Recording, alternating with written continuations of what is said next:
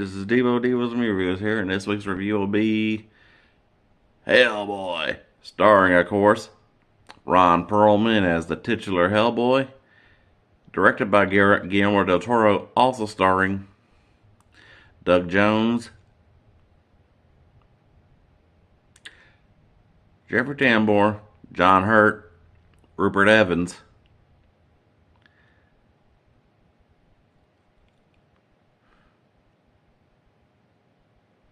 Selma Blair,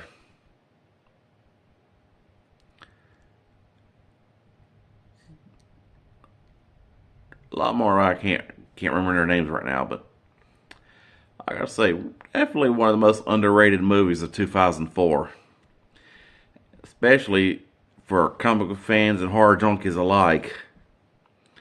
I mean, just excellent storyline for a movie that's sounds like a supernatural Indiana Jones in a way, with John Hurt as the professor.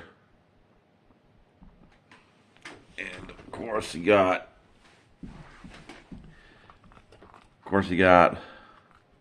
Selma Blair as Liz Sherman, who got the name Firestarter. Yet every time I see Blue Flame, I keep thinking propane. And Doug Jones, who knocked it out of the park as Abe Sapien. And in comparison to the other movies, I'm talking about like the reboots, not Golden Army, but that'll be for another review. I admit that was a lot of it was perfect casting with, of course, Ron Perlman was the best Hellboy. And Professor Broom was so perfectly played by the late great John Hurt. I couldn't really see anyone else taking the mantle. Though I do give Ian McShane some credit for his movie, but that'll be for another video. And of course, with Selma Blair as Liz Sherman, she definitely knocked it out of the park. Same with Ron, in the direction of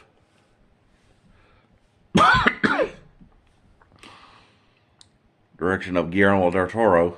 It's practically the second best movie in my opinion, the other being Blade 2. I gotta give it to Ron Perlman though. Him and that Samaritan. Talk about one of the coolest looking guns I've ever seen.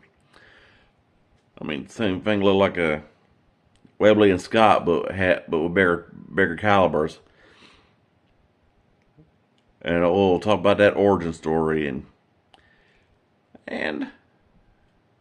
the subpar villains from like the Rasputinville. And I mean, yeah, it's like perfect for a comic.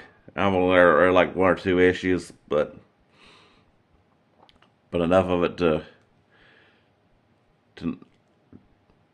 know the lore. And I'm kind of glad Dark Horse got some representation in that. Kind of like they need to build up their own cinematic universe while they're at. And because there's plenty of other characters I'm pretty sure they need to acknowledge. But now they just can't get off the ground like how Sony messed up ruined Valiant with, well, I'm not going there. Y'all.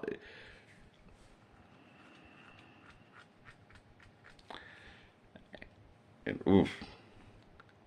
But I do. We're just about saying a lot for a movie that's one of the best PG-13 horror movies out there. Especially since Hellboy was a Sony property. And of course, all the villains in this one. I mean, just from that the blonde chick, Ilsa something, I can't pronounce her name, old blonde Nazi chick. Then you had Rasputin, who in this timeline miraculously survived some whatever demise the real one had in our timeline, but because hell, almost at this point, hey, Wiz and Boomstick ought to do a death battle of Highland of either Connor or Duncan MacLeod versus the Hellboy version of Rasputin. Then you got, of course, old Carl Cronin, who was basically old like a not look basically just a Nazi Snake Eyes in a way, just with the old ninja skills and no talking. And the chemistry between the cast was excellent between Rupert Evans and I think forgot really the dude's name right now because he was okay. Because Ron pretty much stole the show on this one and got good chemistry, along with the chemistry between Ron and Selma, and the perfect casting of the late great John Hurt. Which overall I'm giving about a 4 out of 5. Just the good guys casted well, but the villains didn't have weren't like leading names who didn't really stand out. But they were good villains though. I mean, just lots of excellent scenes in it, from like the whole, and the Crows like the whole red means stop, and when he in that shootout with that one demon, and of course with the whole old World War II origin scene, which is about fitting.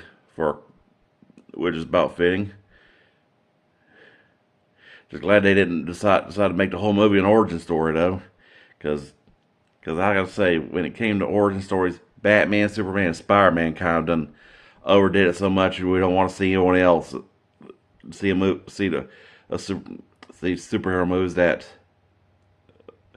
just one big origin story which build up to sequels that don't happen. Y'all know who you are.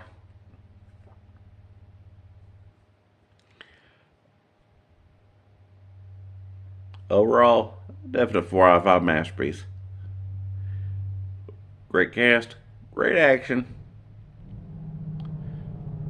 I mean, what more can I say? Alright, I'll do it for this week. Like, subscribe, drop some recommendations, and keep dishing them out.